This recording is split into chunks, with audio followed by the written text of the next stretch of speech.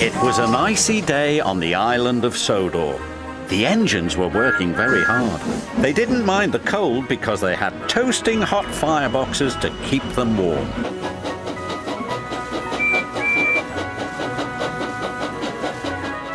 That evening, the Fat Controller came to the sheds. "There's a big freeze coming tonight," he said. "James and Percy are to deliver extra coal to the stations." "Yes, sir," they said eagerly, and the Fat Controller drove away. "You'd better hurry," teased Thomas, "or Scary Jack Frost might get you." "Who's Jack Frost?" Percy whistled nervously. "Don't be silly," sniffed James. "Jack Frost is not scary." "Yes, he is," teased Thomas. "He's all white with a big spiky face." "Rubbish," said James. James knew Jack Frost wasn't scary, but poor Percy wasn't so sure.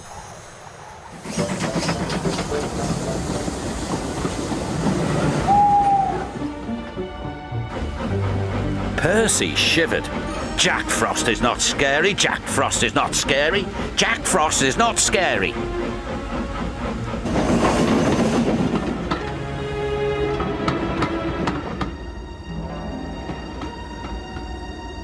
Meanwhile, James puffed along his route. "Silly Percy," he thought. "All steamed up over Jack Frost." Percy made his last delivery. The station master was very pleased to see him. "Oh, Percy," he cried, "we need twice as much coal to last through this freeze." "Don't worry," Percy said. "This is my last stop. You can have mine."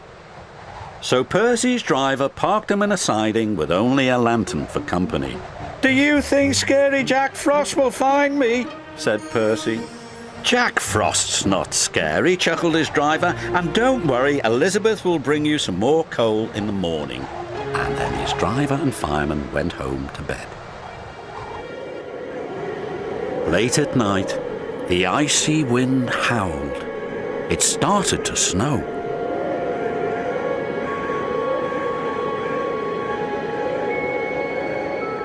Soon, Percy's face was so cold an icicle hung from his nose.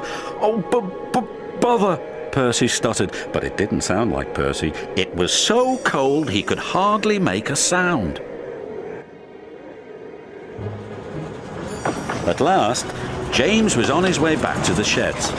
In the fog, he saw shadows and strange and scary shapes. "Scary Jack Frost," he whispered nervously. "Pah!"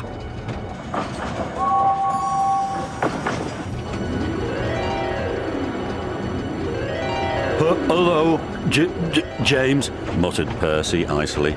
"Scary Jack Frost!" cried James, and he raced away as fast as his wheels could carry him. He didn't stop until he got back to the sheds.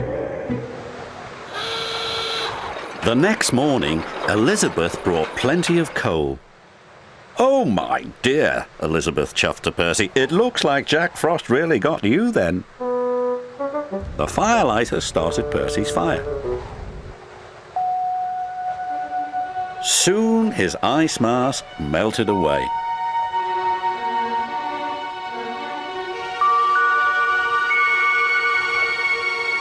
"So Scary Jack Frost is only frost," tooted Percy happily.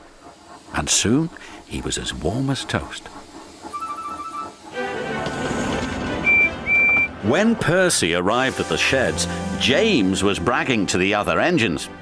"I saw Scary Jack Frost last night," James huffed. "He even knows my name." "He also knows that you ran away," teased Percy. And all the engines whistled, including James. But Percy's was the loudest whistle of all.